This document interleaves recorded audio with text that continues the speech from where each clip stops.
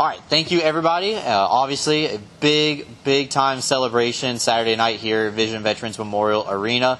The Black Bears will be raising a championship banner for their Commissioner's Cup trophy celebration. The Cup will be making one final lap around the ice. The banner will be raised following warm-ups before the puck drop in the first period. So we implore all fans to make sure they are in their seats by 7 p.m. Tickets are still available. They are going extremely fast. BinghamtonBlackBears.com/tickets, or by visiting us in person on the first floor Marabito box office, or on the hockey offices at the third floor of the arena. And you can always call our office if you can't be down here at 607-722-7367. It's going to be a great night. New home jerseys this year, along with road jerseys that will make their debut in Watertown on Friday night. And a friendly reminder that the game on Saturday will be the Black Bears' second game of the season. The season does start Friday night in Watertown at the Municipal Arena.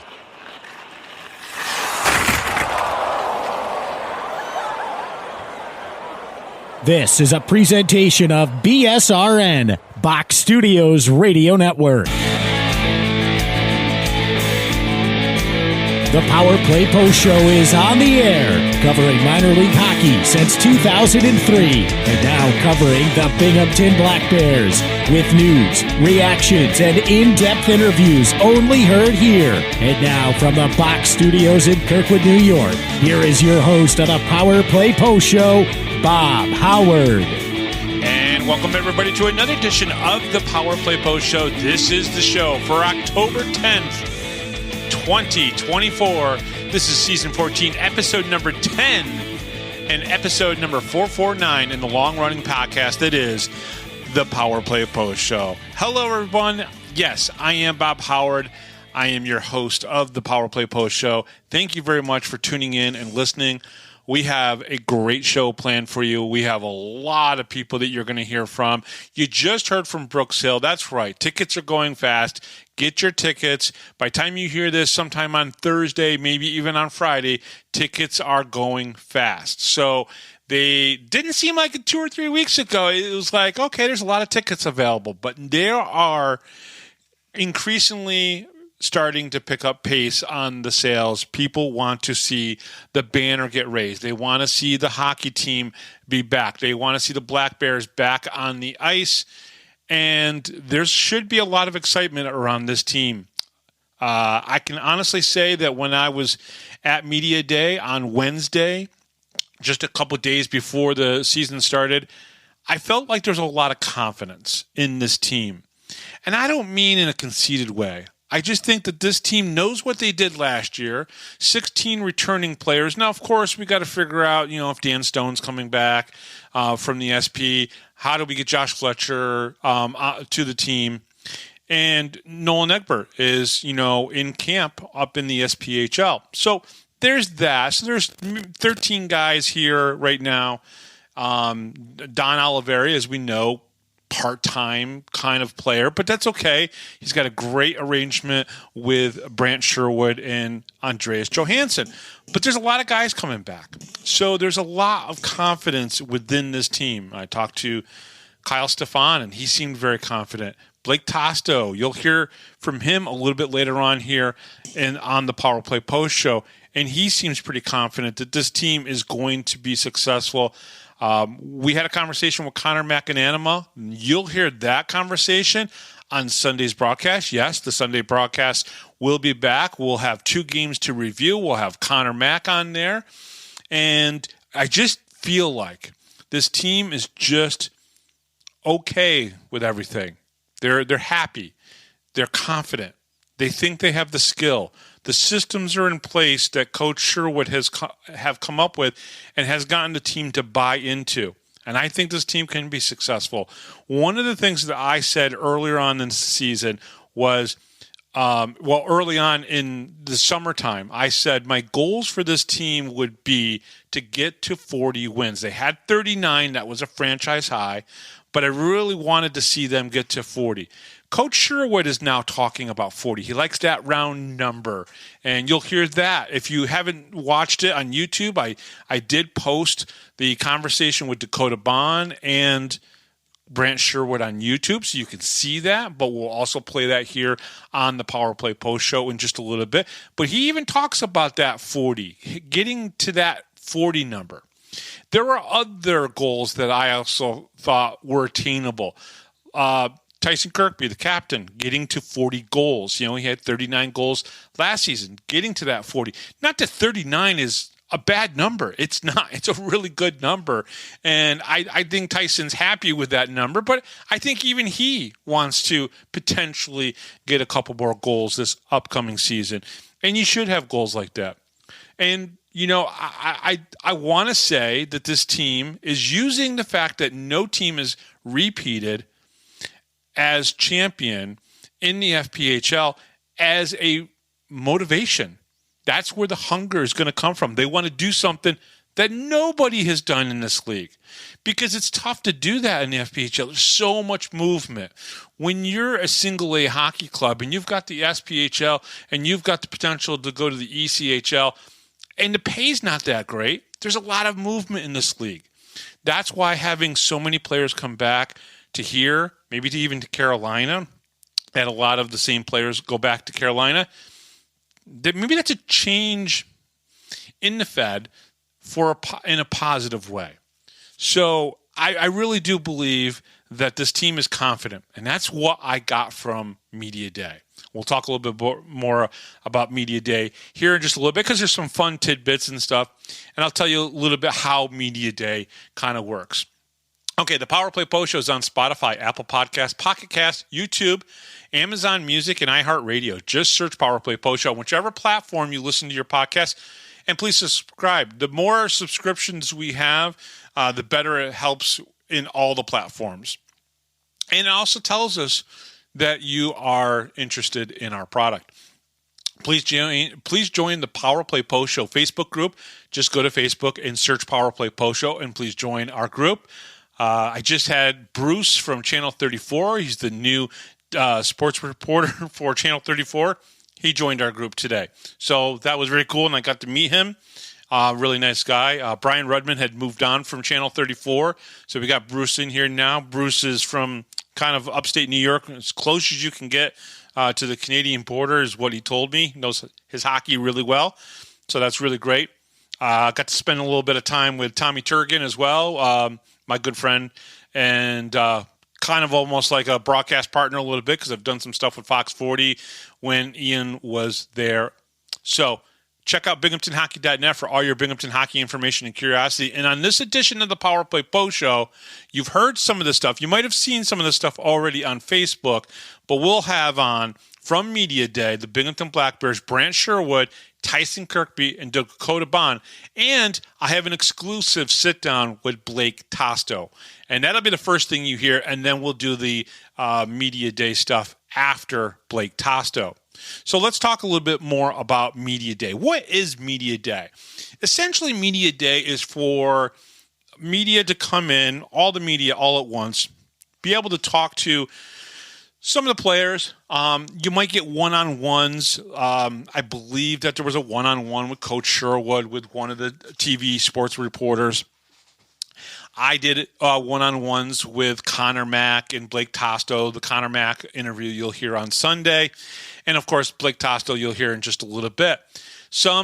That's one of the things that we get to do. We get to come in and just really have that interaction and kind of really just preview what the season is going to be like. It allows also the media to get to meet some of these players for the first time. In some cases, like meeting Nick Stuckless. I got to meet Nick Stuckless. He came out and was with Kyle Stefan. And, I got, basically Nick introduced himself to me, which was pretty cool. And then, of course, Kyle Stefan said, hey, yeah, he's the guy with the podcast and everything. So that was very cool. Kyle's a really great guy. We'll get both of these guys back on the podcast in the future. I talked to Stefan just a little bit more about motorcycles and biking, motocross type of stuff. He's really into it. I was a long time ago. I was on bikes when I was more of a teenager and less as I became an adult.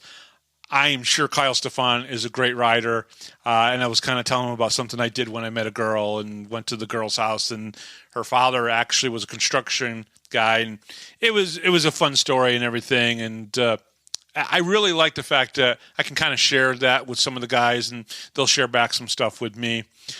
This is a fun day for everyone, I think. Though the players have to go take their headshots for the Black Bears and the Fed websites, it's still kind of a fun day. They do get to go and get those headshots done, which I think is important. The Black Bears do such a great job. Bill and Nancy from Just Sports Photography do such a great job. One of the things that they were able to do was they got Tucker, Brant's pup, got his photo taken like all the players and the hockey staff did as well. I know Brant has shared that on Instagram. It's a really great picture. I was just coming up from down underneath onto the concourse where when they got this picture, and Brant was there getting Tucker to look a certain way, and Bill and Nancy did a great job getting a picture of Tucker. So I thought that was pretty awesome.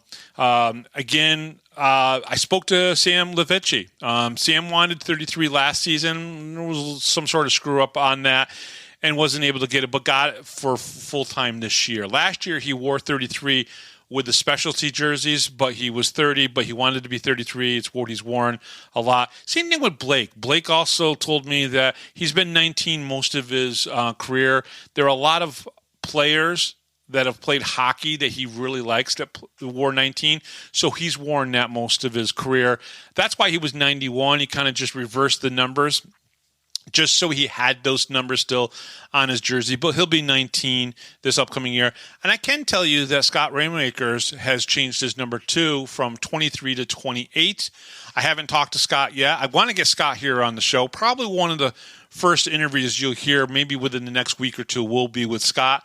Hopefully he'll help me pronounce his name properly. Maybe we could do a little bit of a pronunciation guide here right on the Power Play Post Show as I try to figure out how to say Scott's name correctly.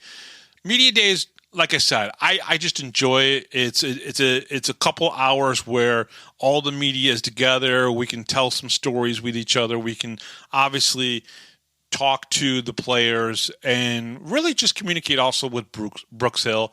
Got our new media badges, which is always fun. So it's just a really great day for us media guys to really just start off the whole season. And that's really what it comes down to for a lot of the TV guys. This is how they start their coverage of hockey teams. And sometimes they'll obviously do small little stories throughout the summertime, but this is really the starting off point for them. And I just am happy to be a part of it. Now, one of the things that I did want to talk about was the upcoming captain leadership. Leadership is very important to Brant Sherwood. He's talked about it multiple times. Having the guys like Tyson, Kirkby, and Jesse Anderson be a part of his leadership group was very important. It was very important even to have JT Walters last season with Brant Sherwood's leadership group, and he really did rely on his captains to be the message givers to the rest of the team. Now, with JT Walters departing, I have asked Coach Sherwood a little bit about his decision-making to pick new captains. It's just to kind of make this kind of brief, it's got to be somebody he trusts, somebody he knows, somebody he can rely on. These are important qualities. They also have to be smart on the ice, know what they're doing, and just have the team's best interest at heart. I can tell you that I told him who I thought should be an assistant captain, and not that I will say this. I say this kind of like in jest a little bit because Coach and I do talk a lot. And he's opened up his door to me more so than he has to anybody else. He doesn't say no to anybody if they want to talk to him. But there's a different relationship with me and Coach than maybe Coach has with other media members. I'm also going to be around here a lot longer than the other media members. And I do this, and I think that he just trusts me. But I told him what I thought. And I wanted to run down because there are a lot of guys on this team that have had C's and A's on their jerseys, either in junior or whether it be in college. And I think it's important. I did ask Tyson Kirkby about this. He kind of didn't really answer the question because I don't think there really was much to say to my question, which was basically, when picking and having the players that are going to be potential captains, there's a lot of guys on here. Let me run through this real quick because I think this is very interesting. First of all, Dakota Bohn wore an A 2 seasons with the Chatham Maroons of the Greater Ontario Junior Hockey League. So there was 2 years where he wore an A for his junior team. Blake Tosto wore the C for the Lebanon Valley College in his senior year. That's a D3 school. And with the Florida Junior Blades of the USPHL in 2019 and 2020. So he has leadership quality right there. Scott Ramarakers wore the C in his 4th season with SUNY Brockport and the the Buffalo Junior Sabres, a AAA tier team for his under-18 team. Austin Thompson wore an A for the Chatham Maroons of the Greater Ontario Junior Hockey League in 2016 and 17. Jamie Bussell wore an A in Utica College, a D3 school in 2021-22, his final year in Utica. Elliot Van Ordores won a C in his final season, wore the C in his final season with the Minnesota Mullets of the USPHL. Nicholas Poirier wore the A for the Twin City Thunder in the NCDC before playing 4 seasons of D3 hockey with Plymouth State University. Chris Mott wore an A for the PAL Junior Islanders, an under-18 AAA team. Kyle Stefan wore an A for the Banff Bears in the HJHL. Now, Tyson Kirkby, captain for the Black Bears last season and now this season. Jesse Anderson, assistant captain last season and this season for the Black Bears. So they have a lot of great choices. Now, of course, Van Ordozo, he's off the team now. Well, what this means is that Coach Sherwood has brought in a group of guys that have been a part of leadership groups for other teams in their past. And that's important. I think it just shows the quality of the guys. I could tell you from talking to Blake Tosto now here on the Power Play Post Show twice, and you're going to hear this as well.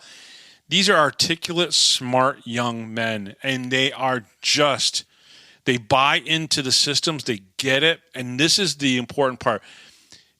Coach talks about this, and you'll hear this in one of the interviews. He talks about culture. We're creating a culture here that is about doing things the right way and getting along with each other and playing good hockey, right? And doing it the right way. We joke a little bit about the Black Bears, maybe not having a tough guy, maybe not having the guy that's going to drop the gloves. But you know what? You probably got 10 guys on this team that will drop the gloves and protect another player if need be. And that's what Coach wants. Coach doesn't want necessarily a goon coming in here and, trying to rough it up. That doesn't win you championships. And honestly, I still don't think, when I think about how much Matthew Ballard played here in Binghamton, yeah, he's got the most penalty minutes. And he was the guy that maybe they relied on to drop the gloves to protect. But he wasn't a goon in the goon sense. He wasn't a goon in the Amesbury sense. There's a difference. You can have a tough guy like Matthew who you didn't just rely on his ability to drop the gloves. He was a good defenseman, too. That's the reason why he's getting looks in other levels of hockey. It's why Coach Sherwood has been super amazing to him. He'll be an asset to whichever team he makes, whether it's in the ECHL or whether it's in the SPHL. It's just the way it is. And you bring in quality character guys like Bullard, and you bring him in. So he's got a lot of choices here. He's got a lot of guys. I think Dakota Bohn would be a great assistant captain. And it's a very good possibility he might be one of those guys.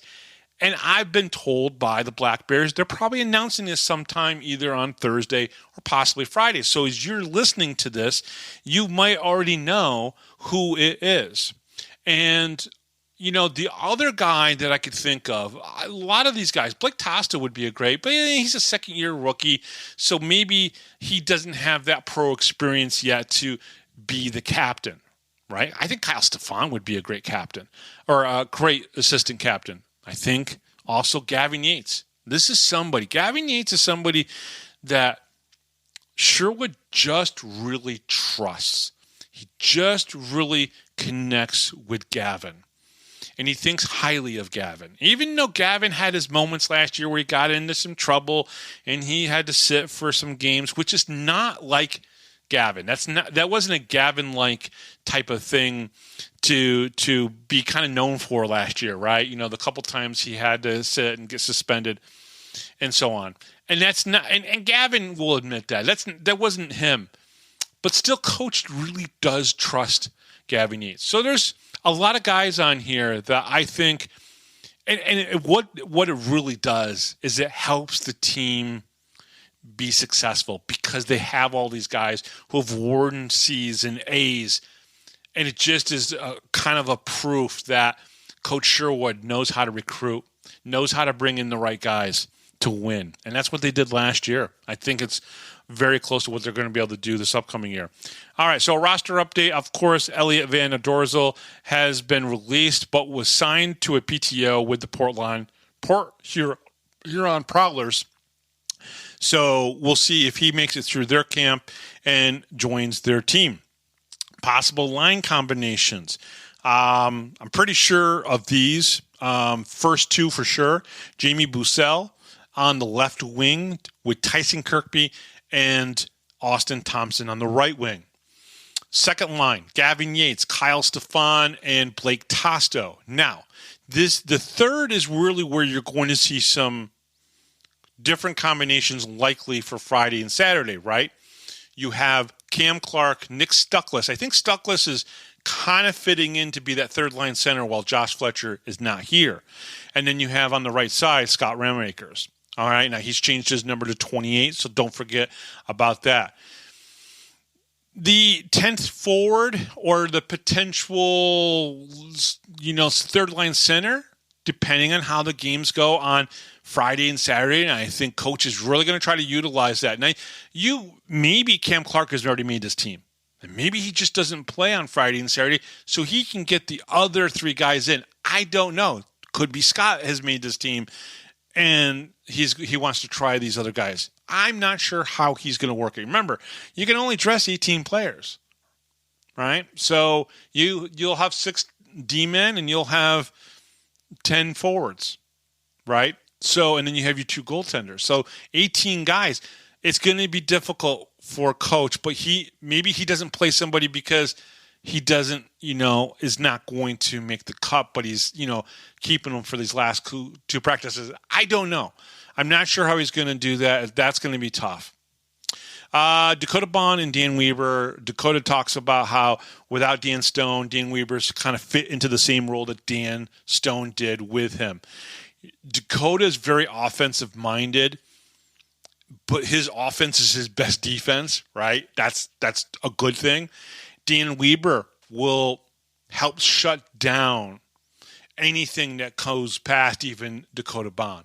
That's the importance of Dan Weber. That's what Dan Stone did. They both can move the puck fairly well, right? But Dakota Bohn is definitely a better puck mover than Weber and Stone were.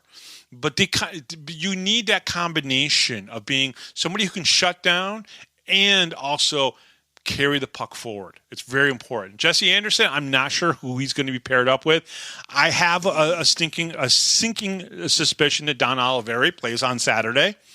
It's a very strong possibility. He's going to be at the game. He's on the team. I don't see why he wouldn't play. And I think if he does, it's a possibility that maybe he's on a line with a rookie defenseman, or maybe he's with Jesse Anderson. Not really sure. We'll see what coach comes up with. Friday, more than likely, Oliveri doesn't play up in Watertown. However, so what that does is it means the 3 rookie defensemen are going to fit in somewhere, and they're going to get playing time. And if you have 2 of the rookie defensemen on the same line by themselves, that means Jesse Anderson, Dakota Bohn, Dan Weaver are going to get a lot of minutes, and whoever's paired up with Jesse Anderson will get a lot of minutes as well. We'll see how that all works. So let's talk about this weekend. Preview of the 2 games against the Watertown Wolves, a home-and-home series. They'll play in Watertown on Friday night. They will play in Binghamton on Saturday, my birthday. They're going to raise the banner. Can't ask for a better birthday than that. I'm going to have dinner with my niece and my wife at Red Robin, an early lunch type of thing. And then, of course, I get to go and cover the game, which will be very cool. Now, the Friday night game, we're not sure if Brooks Hill will be actually on site in Watertown. It's a very good chance, depending on the internet and can they get a good clean feed from the Watertown Wolves. He might actually do the game from Binghamton, New York, up in the offices like they've done in the past. I'm not 100% sure on that. Brooks will let us all know when he knows. But it should be obviously, exciting to just get hockey back on Friday night. Okay, so let's preview these 2 games. There's no Spencer Kozlowski up in Watertown. He has decided to move on from professional hockey. I believe he took a job, and he's just not going to be playing. The 3 netminders that they have only have a total of 5 games played professionally, and that's Jacob Clement, or I don't know how you pronounce your last name, Clement maybe, who is 2-1 with a 4.13 goals against average and an 8.74 save percentage. Now, the other 2 guys are rookies. So what does that mean, right? Well, it doesn't really mean much because the Black Bears played with just 3 goalies last year. Sam, Connor, and Nolan, all 3 of them were rookies. They all did really well. So we'll see what the Wolves do, what Charlie Pence Jr. comes up with for a goaltending tandem. Hopefully they handle the goaltenders a little bit differently than they did last year. It was just weird how they were pulling guys so quickly. And it's whatever. I will never pretend to be a goaltending coach. The Wolves still have Trevor Lord, Tate Leeson, Michael Mercurio, although I don't think Michael Mercurio signed his standard contract yet. At least I didn't see it in the transactions. They still have tough guy Justin Schmidt, along with Chase DeBari and Chadwin Blacksmith. So they have players that you are going to recognize on the ice. And with Tate Leeson and Trevor Lord maybe on 2 different lines or on the same line, they do have a line or 2 that will be able to score goals. So you got to be careful. Trevor Lord is pretty much good at whatever he does on the ice, right? He can be a little chippy. He's good at face-offs. He can score, and he's a good passer. Okay? I'm not, Tate Leeson, also very good. If he can keep his head in check and not kind of, go over the edge, that I talk about the edge all the time. As long as Tate Leeson doesn't go off the edge, he's one of the best players in this league. Even Coach Sherwood thinks so. So that says a lot. Last season, the Black Bears were 10-3 versus the Wolves and lost 3 games in Watertown. So it is possible that the Black Bears could go into Watertown and, if they have a hiccup, they come back and they're 0-1 going into the home opener. So it's a possibility. But this is a new season. We'll see what happens. This season the Black Bears will play 8 games against the Wolves, 4 at home and 4 away. So you're going to kill off 2 of those 8 games already against the Wolves. I do think that the schedule is a little bit more spread out, which is pretty cool for all the teams, right? You're not playing Danbury 18 times this year. So I think this is going to be interesting. You're going to see Watertown twice here in the first part of the year, and then you're only going to see them 6 more times. 3 in Watertown and 3 in Binghamton. So it's going to be fun. Listen, folks, hockey's back. It's back, and we're going to be at a game in just a few days. Just a couple days, we're going to be at the arena. Come up and see me. I did not take my stickers to Media Day, and I could have handed out probably 6 stickers. So I was a little disappointed that I forgot the stickers. So if you're listening to this and you saw me at the arena, make sure you try to come see me on Saturday's game, and I will give you a sticker. I will be down on the ice taking pictures and video of the banner ceremony. You heard Brooks Hill at the beginning of our broadcast. I wanted to put his little thing at the front so everybody heard that. The tickets are going. They've got the couple go around the ice one more time, and they will be raising the banner, which I think is very exciting. It's for the community. It's for everybody who's a fan. 5 years from now, you'll go to the rink, and you're going to see at least 2 championship banners here in Binghamton. That'll be the Black Bears banner, and of course, the banner of the Calder Cup champion 2011 Binghamton Senators. So it's pretty cool that that's going to be going up there. History will be made on Saturday. So definitely make sure you get there and you check that out. I will be there. It'll be a lot of fun. So coming up next here on the Power Play Post Show, we are going to go to our Blake Tosto interview. And then after that, I will be back and kind of introduce how it's going to go for the other 3 interviews, which basically happened at Media Day, which if you've already heard, great. If you watched it because we released it off of our YouTube channel, great as well. But coming up next here on the Power Play Post Show, we sit down for a few minutes with Blake Tosto. We'll be right back right after this, right here on the Power Play Post Show.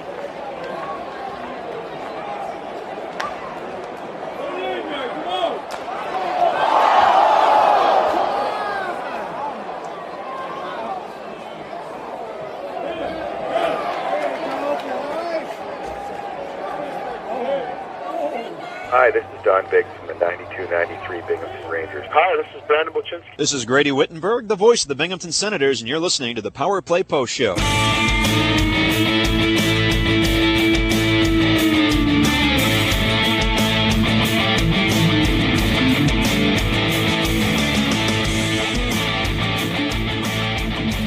Here is another Power Play Post Show interview exclusive with Bob Howard. All right, welcome back, everybody, to the Power Play Post Show. Sitting down here in the rink with Blake Tosto. Blake, welcome back to the show. We just talked to you about almost 2 months ago, maybe a month and a half ago and everything. Yeah. So welcome back to the Power Play Post Show.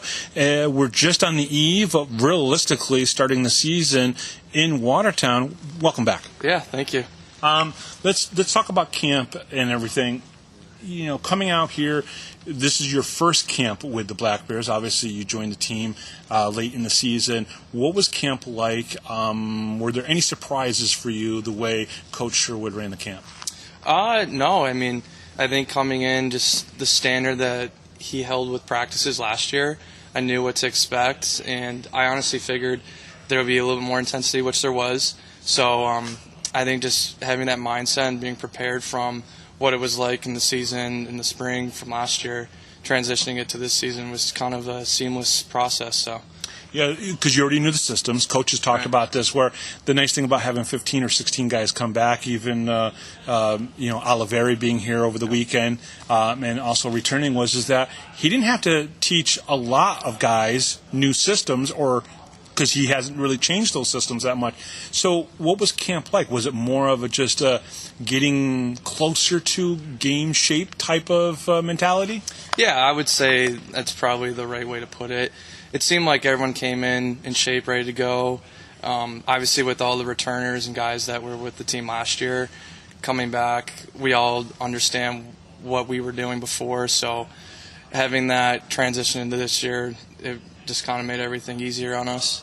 Now, I've seen some line combos. I've seen your number up there. Well, first of all, let's talk about this first. Why change from 91 to 19?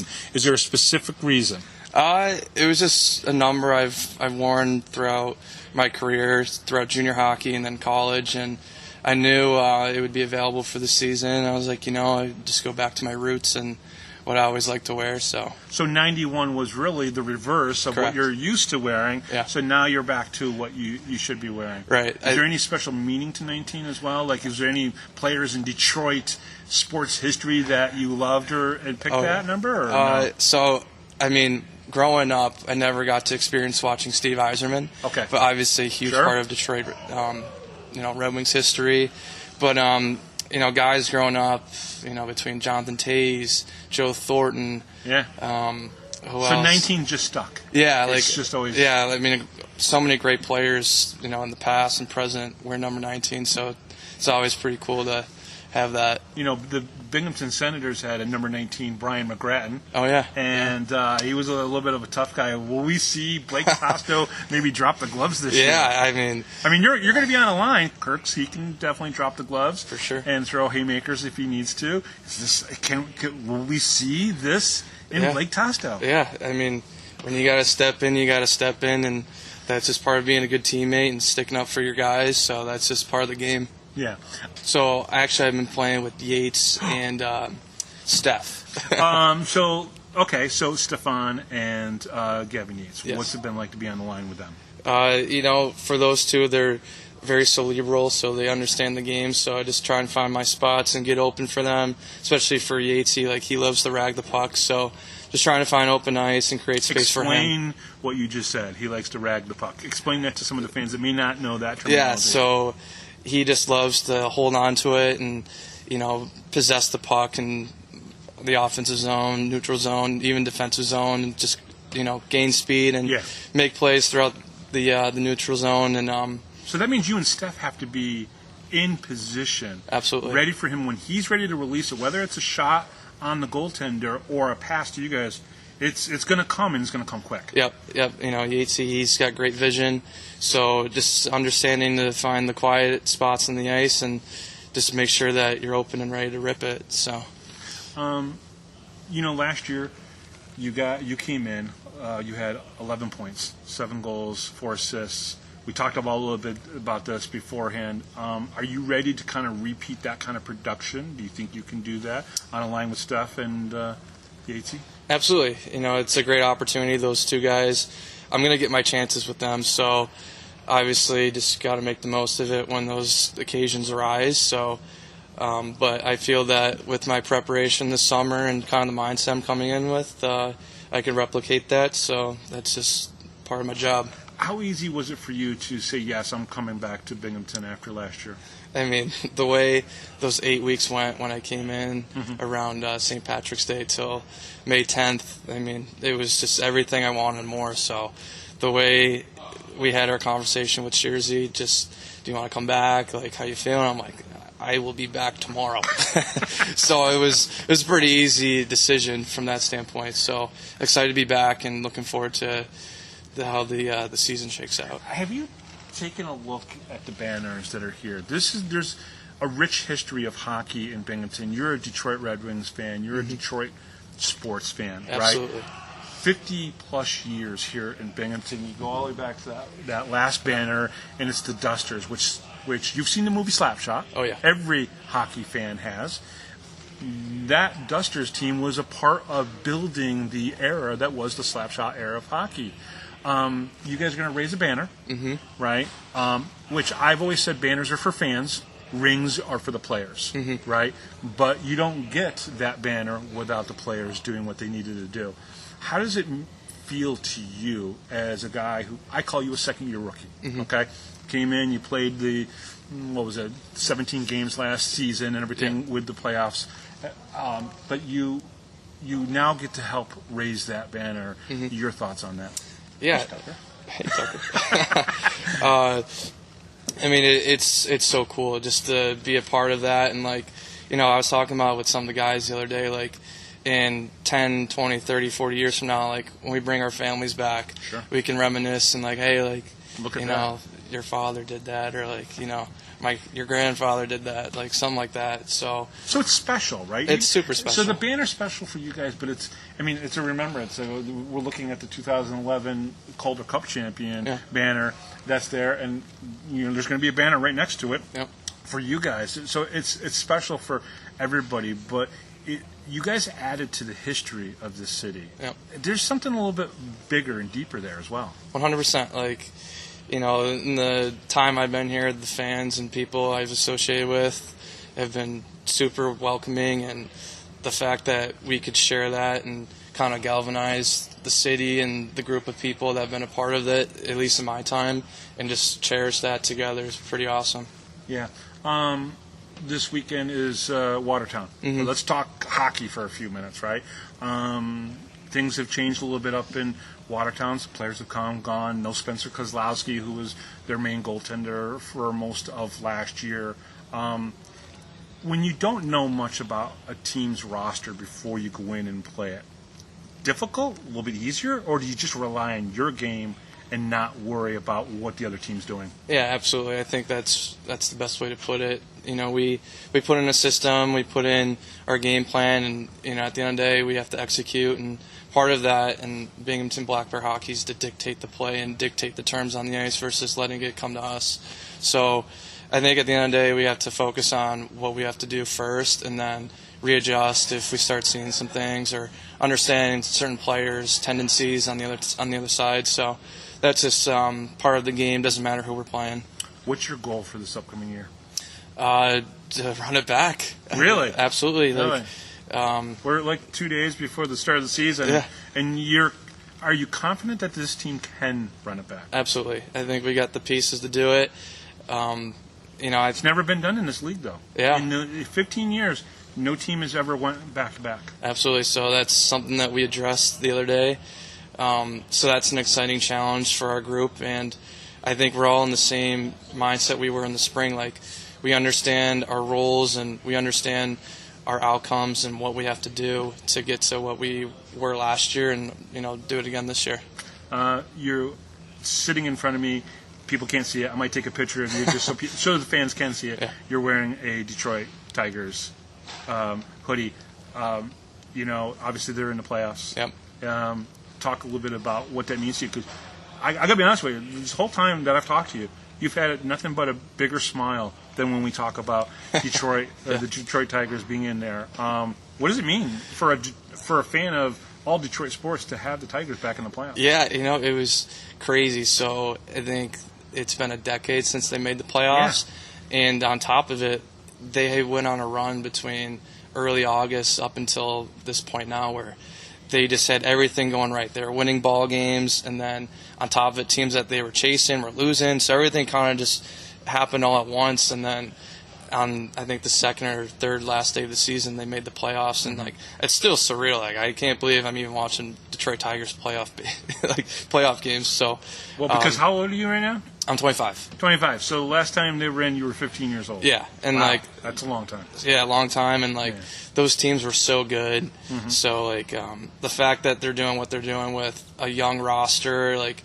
guys younger than me, which is hilarious. And the Lions. Yeah, and the Lions. The Lions are playing well these last couple of years. Yeah. You're happy about that as well? Yeah, so there's been some tough times, at least in the last 10, 15 years with Detroit sports, and so it's kind of cool seeing that transition into people are starting to asking around, like, oh my gosh, like, did you see the game last night? Like, oh, you're a Lions fan? Oh, you're a Tigers fan? Like, now people are recognizing the English D or the Lions logo Sure. when I wear it out in public, and it's pretty cool. So it's different. Good luck this weekend. Good luck to, obviously, your Tigers, I guess. Yeah. I'll say that off the cuff. Good luck to the Tigers. But, no, good luck this weekend against the thing. And make sure you don't tell anyone that I said that you were on the wrong line. Yeah. I got the line combo mixed up because that's going to be bad. Oh, wait, I better edit that out, too. Anyway, Blake, thank you so much. Thank you so much. I appreciate it. All right, take care. Bye-bye.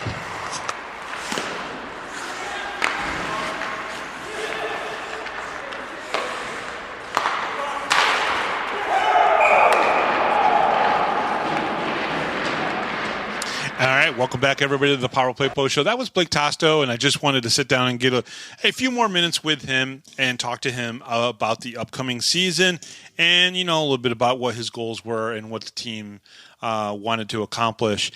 So basically what we're going to do now is we're going to give you all of the Media Day interviews that were done by myself and, of course, all the media members here in Binghamton that will be covering the Black Bears.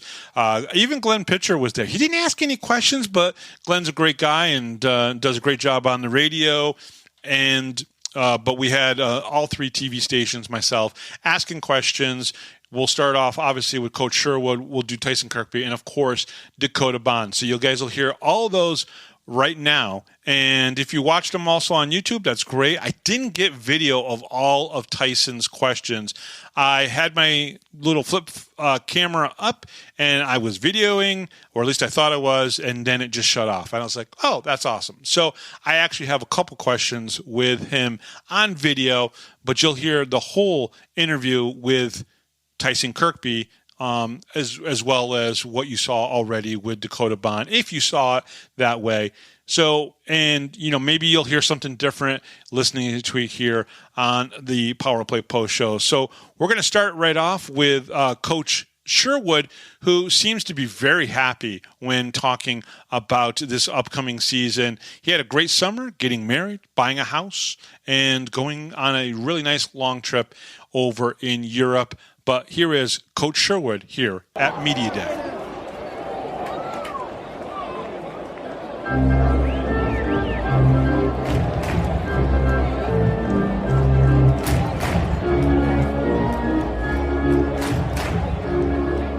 Without further ado, I'm going to turn it over to head coach Brant Sherwood, and we're going to open up for questions from the media. So, Coach. Thank you, Brooksy. We're just excited to be back here. I feel like I'm home, and I can't wait to see this building rocking on Saturday night. But first and foremost, we need to get a win on the road in Watertown on Friday night. Coach, you guys debuted the rings to the players on Monday night. On Saturday night, it's really for the fans, the banner raising. Can you talk a little bit about how important it is for your team to really kind of raise that banner and thank the fans for everything that they did last year to help push you guys to the championship? Yeah, so we had our night on Monday, and all the boys got the rings, and we had a nice little ceremony, a good dinner. But this is more of a community event for Saturday. So it's about bringing all the people together in Binghamton and Broome County and making sure that we take some pride in our hockey in this area and watching that banner go up. But then as soon as the puck drops, we're on to the next season. All right, I guess I'll follow up on that, Coach. To start off with the overall team this season, a lot of the team from last season returning, 16 returners, a couple new guys coming in the lineup. Talk about, I guess, finding the right combo between veteran leadership and new guys coming into this game. So basically what you said, it's a good combo. We have about 6-7 new college guys coming in, and they really push the pace of our veterans that are returning from last year. So that was kind of the philosophy when I first got hired here, is have a good mix of leadership and some rookies coming in to really push the pace and bring that college energy. And so kind of more of a generic question, I guess. How is it feeling looking at practice? And obviously you guys are wanting to repeat. How's it been looking so far? So at first we were a little rusty those first couple days, but that's expected. We got better throughout the week, and we're getting better each day. So we're just trying to win win each day one at a time, and it's been going really well. I think we're going to have a solid team, and I think we'll be competing for another championship. Coach, you talked about the rookies coming in and how you like to have that atmosphere of college kids pushing them. One of the things that the college kids do is want to try to get to that next level. You, however, here, Black Bears, 16 returners. What about this culture? What about this program makes so many people want to come back and be a part of it again? I try to coach as a partnership, and I really lean on my guys. I take their advice, and they're very much a part of the decision-making that goes on. So I really lean on these guys. I try to connect with the younger players, and myself being a little young, maybe I speak their lingo a little bit more, or I let things slide, and it's not as harsh as some maybe older coaches might be. So I really think I'm adapted with the times, and what I notice is just seeing smiling faces when they come into the rink. So that's absolutely huge. If that's kind of half the battle, that they're excited to show up, they're excited to come back, and that just makes the on-ice product that much better. Because if you have some grumpy, disgruntled guys showing up to the rink, you're probably not going to get the best performance out of them. Let me follow up on that real quick. I'm sure when you have 4,500, 5,000 people here, that helps a little bit. This community embracing this team, what does that mean? means everything. It honestly helps my job a whole lot with the recruiting process. So thank you so much for the fans showing up every night. I believe we have eight or nine sellouts. I'd like to see that get to double digits, especially during the dead of winter. So come on out and make my job a whole lot easier, because I'll keep bringing in the talent, and guys will want to return the following year. Eggie's on loan up to the SPHL, so Sam's gotten a lot more reps and everything. How are you feeling about your goaltenders going into this weekend? I'm feeling very confident. Connor, he is our number one, and we're hoping he keeps rolling like he did last year. I think he rallied off 13 games in a row with wins, and I'm very confident in him. Sam came in, and he was looking over his shoulder until Eggie got called up. Now he's getting a little bit more comfortable. He's gaining some confidence, and I just noticed he's not as stressed and having a lot more fun on the ice, and you can see it in this game. Can you talk a little bit about those second-year rookies, the Cam Clarks and the Blake Tostos, and your thoughts on their progress this year in camp? So this is their time to shine. They're in a better position than they were last year. Last year when they come in, the team's already established. They can only have certain roles. Now they're going to be producers. They're going to be guys like we had in previous years as far as Connor Smith goes and Brendan Stanko. So I'm expecting them to step up and have a little bit better offensive production, and also be leaders in the room, just like our veterans that are returning. Don Oliveri signed last week, a little bit later of a signing compared to the rest of the team. How many games are we expecting for him to play this season, and I guess for the rest of the year? He's a tough negotiator, so it was a battle on the phone with this guy. No, he's awesome. We're super excited to have Don back. His hockey IQ, and obviously the shot that all the fans love. It's pretty electric when it comes off his stick. So he's going to help our power play, and we could expect I would say in the range of 25 to 35 games. So right around last year's number of games. So if we can get him for that amount of time, that would be awesome. We can expect him for the first few weeks, though. Now, I know you said you guys are starting to have more fun out there in practice and whatnot. Are you guys ready for Friday and Saturday, or are you? I never feel like I'm prepared enough, and it's maybe a little OCD on my part, but I do think we're ready to go. I think we're going to have an exciting team. It is a tough place to play in Watertown. It's a bit of adjustment coming from this arena to a little bit smaller ice sheet. So, yeah, I'm expecting these boys to show up, and I'll make sure they're ready to go. Coach, we've talked a lot today about Saturday, the banner, the party, all of that stuff. Season starts on Friday. How do you keep your team ready one game at a time and not overlooking the celebration that is this weekend? Just typical process. A lot of coaches talk about it. It's been resonated through the years. It's like you just got to win one day at a time. You got to get better one day at a time. You cannot overlook the game on Friday. You can't overlook practice today and our special teams practice tomorrow. It's all about just getting better each day and just focusing on what we can do that day to just get that 1% better.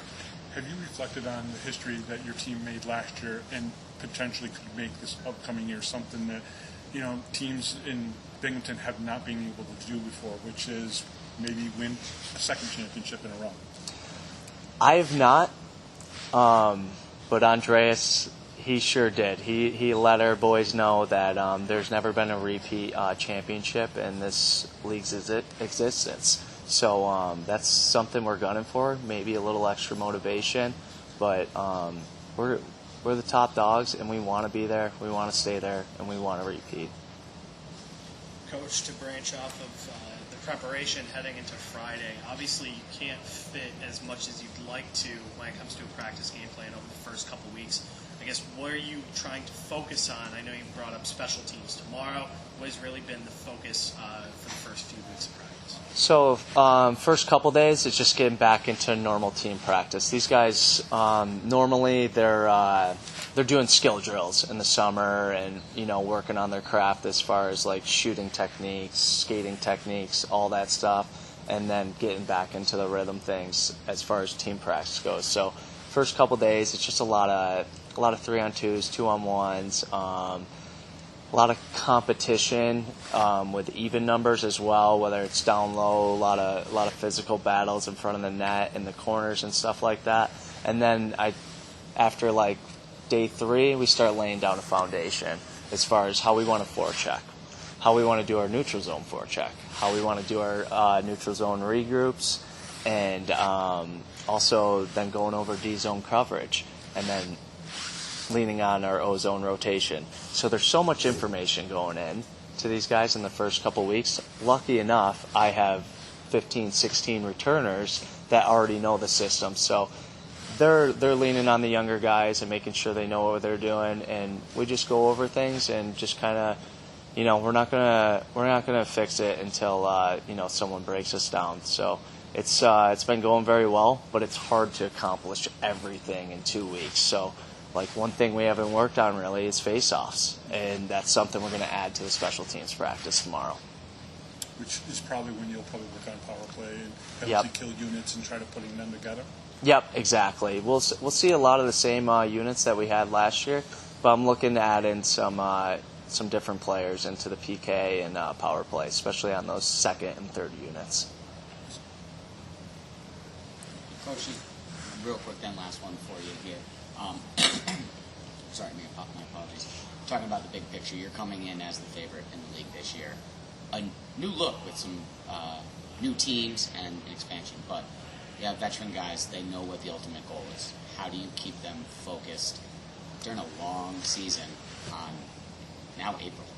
So you can do it in several different ways. I like to break it up into maybe like 5-game segments. Like, hey, let's just win this 5-game series and focus on that. And it's all about the journey as far as leading up into the championship. We've had a couple championship moments in training camp, and it's going to happen during practice. It's not necessarily the playoffs. It's all these things that lead up to playoffs and those comeback wins like we had last year, and those kind of character moments that I'm looking for. And hopefully our experience from last year, helps us a little bit this year. But we're just trying to move forward. I don't mind us being the target. We're going to hunt as well. I think we finally got the respect we deserve, but our expectation is higher. I want these guys to hit their individual marks. I want our team to, have more wins than we did last year. I'd like to see us have 40 instead of 39. I like a nice even number, so hopefully we can get in that range. Kind of building off some of the questions from before, but you obviously have these veterans, you have these new guys coming in. They've been meshing well on the ice. How's the locker room atmosphere with new guys coming in, the veterans there? How are they out off the rink? Honestly, the new guys that come in, it kind of falls in line, and it's this culture that we've built over, the past year and a half, 2 years. It kind of takes care of itself. Like, I learned a lot when I first got in here, and I found out that, good people over talent all day. You want guys that want to work together. You want guys that accept their roles, even though they might not agree with it, just for the betterment of the team. So our culture is great. Everyone's, coming in positive to the rink each day and ready to work. And for the young guys, they're trying to, move up the lineup. And they necessarily don't want to be a first or second liner somewhere else. They want to be on a winning team and a winning culture. So we're very lucky for the recruits that we brought in, and we're very lucky to have the returners coming back. Final question for me, Coach. New fans come in through the turnstiles every year, whether it's young, old, regardless. For people who have not seen your team play compared to last season, a resilient group, what do you say when it comes to the style of this team this year?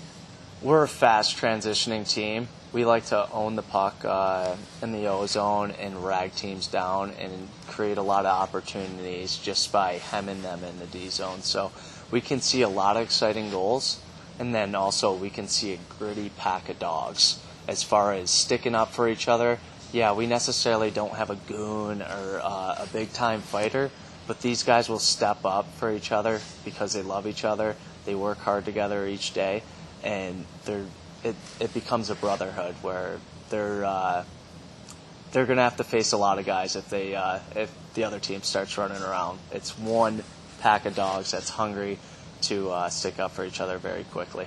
Cool. Thanks, guys. Appreciate it. Yeah.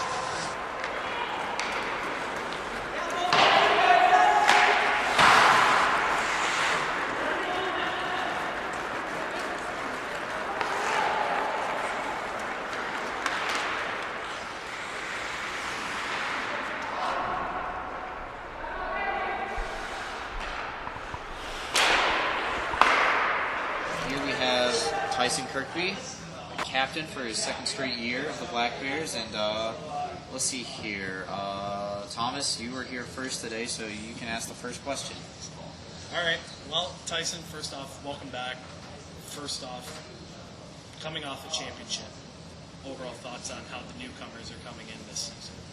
Yeah, obviously we accomplished our goal last year. Expectations are the same. Like Coach said, we've created a culture in this locker room, so anyone that comes into the team can be successful. We've kind of put those steps in place, but so far the new guys have been great, pushing pace. Same kind of thing as last year during camp. We had a lot younger guys, and pace was always high and was able to work out for us. When it comes to on the ice, you got these new guys, you got you, veteran leader, and the other veterans on the team. How's it been meshing from your point of view? Yeah, it's good.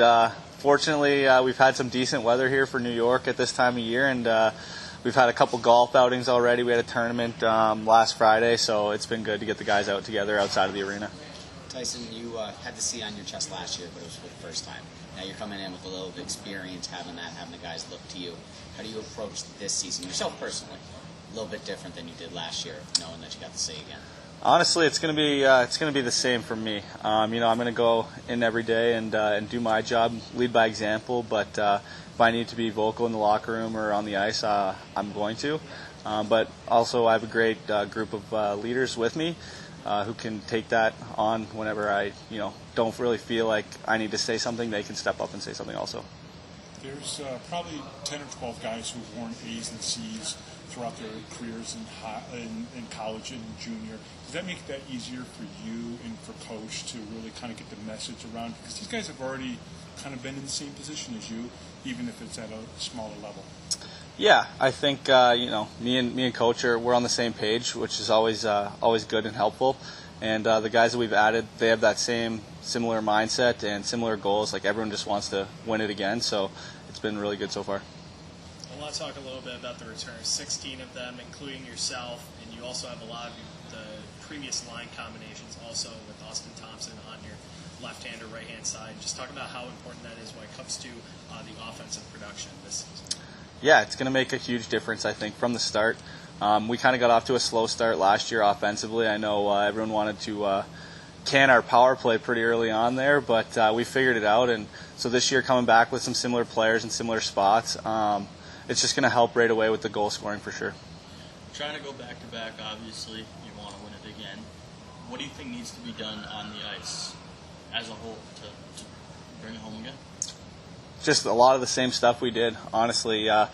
We found a lot of success down the stretch, winning 13 in a row to bring a championship back here. I think we were playing the best hockey at the right time. There's going to be ups and downs. It's a long season, but just finding that stride at the right time like we did last year. And we've got a lot of guys with the experience now, and the younger guys can lean on us, and just a lot more of the same.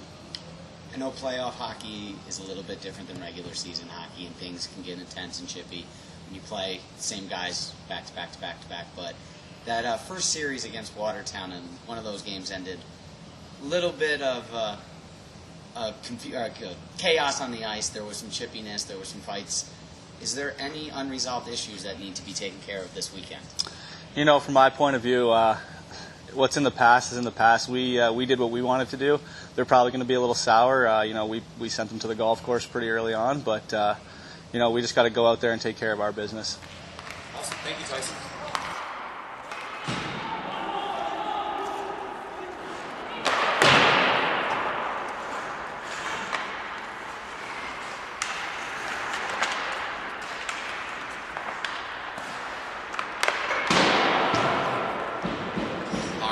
easy on him. This is his first media appearance on camera like this. Perfect. This is FPHL Defenseman of the Year, Dakota Bohn.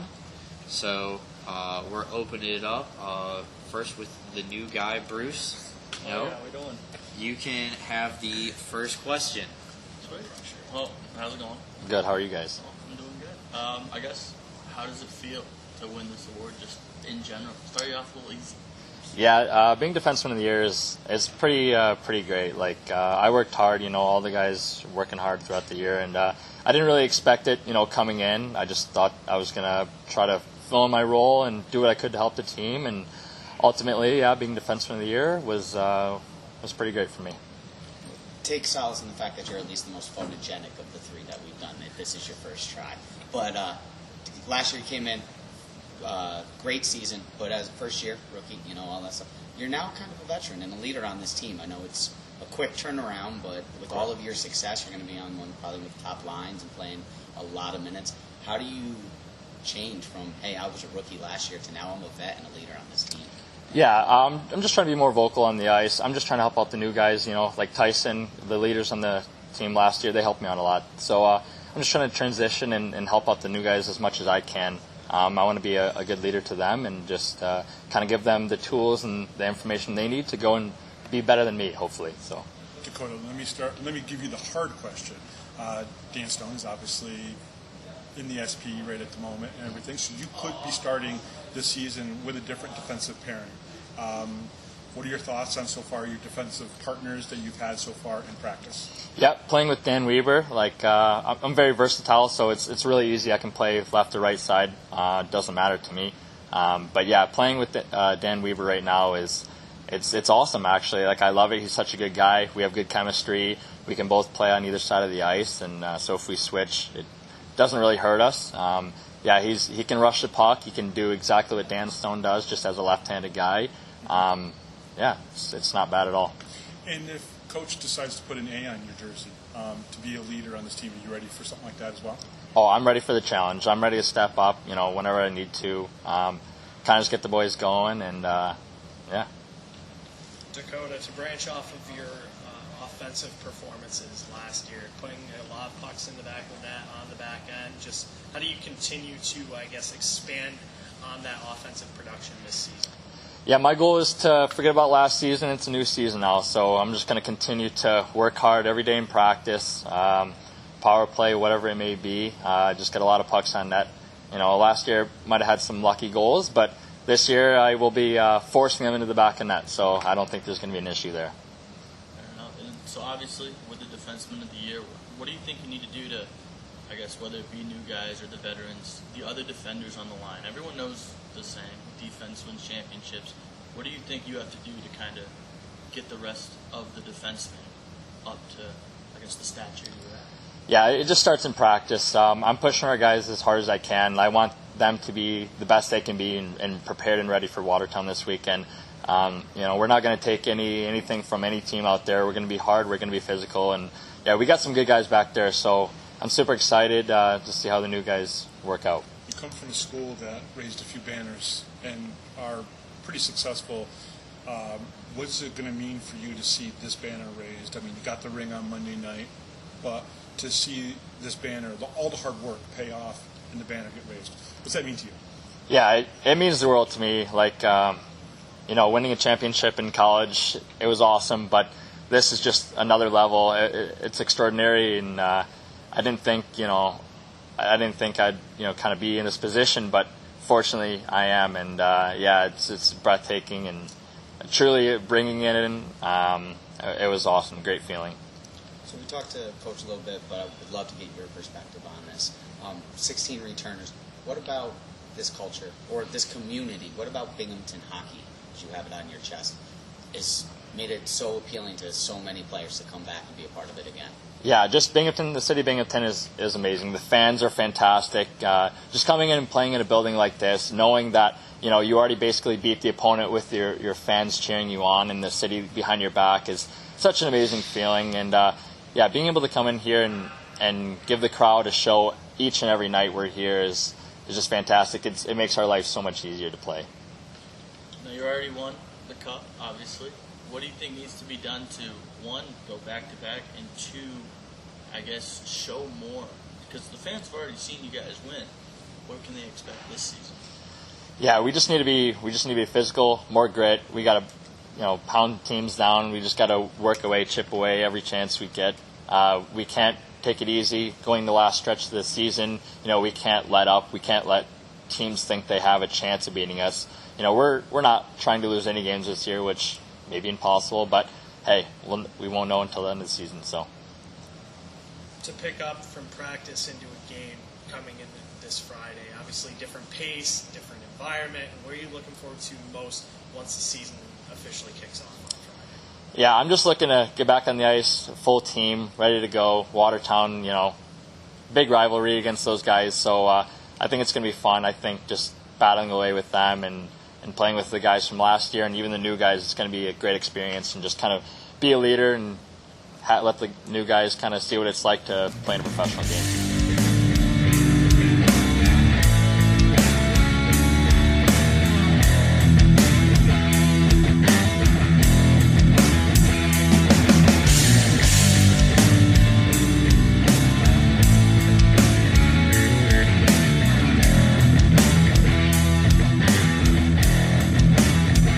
If you're a Binghamton hockey fan, then you need to check out binghamtonhockey.net for all your news, stats, information, the Binghamton Hockey Hall of Fame, top 10 lists, profiles, and so much more. That's binghamtonhockey.net.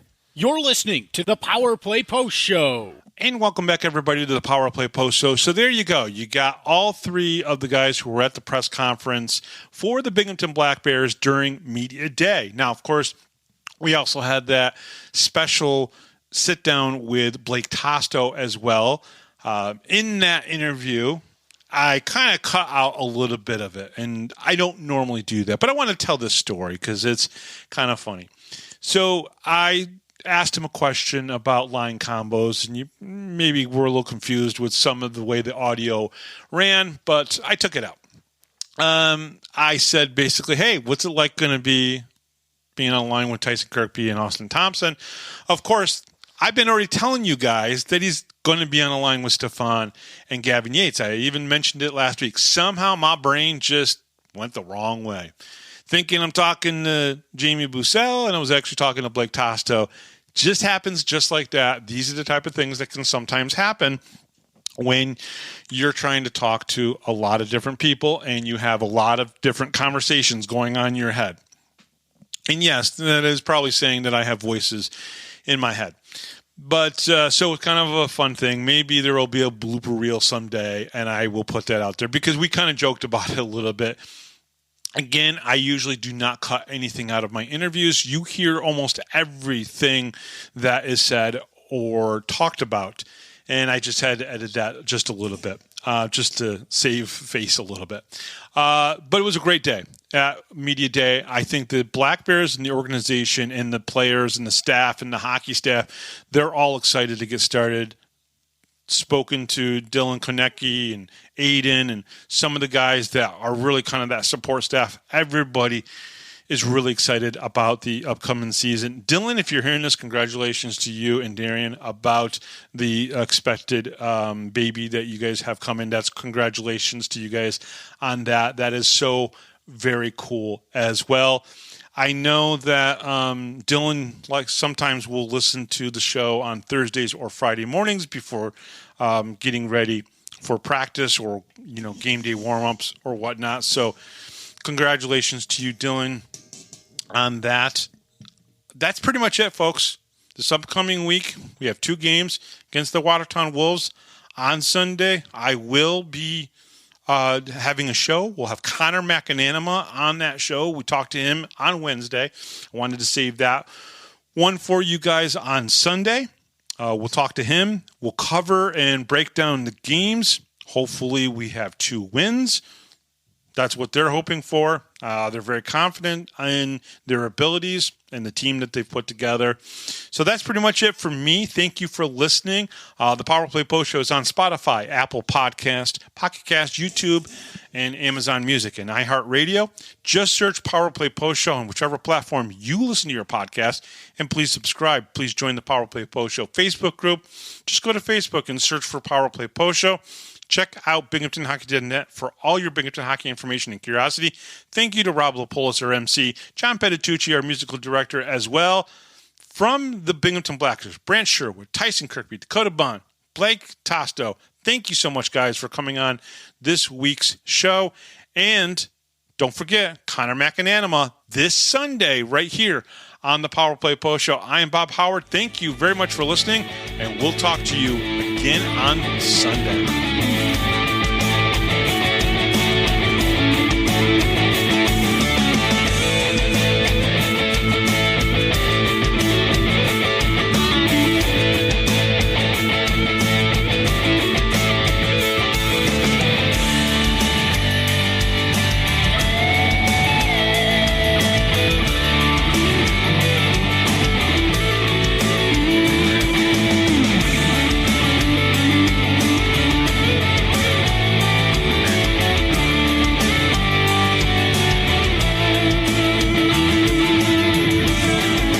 Thanks for listening to this edition of the Power Play Post Show. Be sure to tune in next week to the Box Studios Radio Network for all the latest Black Bears news and interviews from around minor league hockey. The Power Play Post Show would like to thank John Petitucci for all the music you hear on the show. You've been listening to the Power Play Post Show.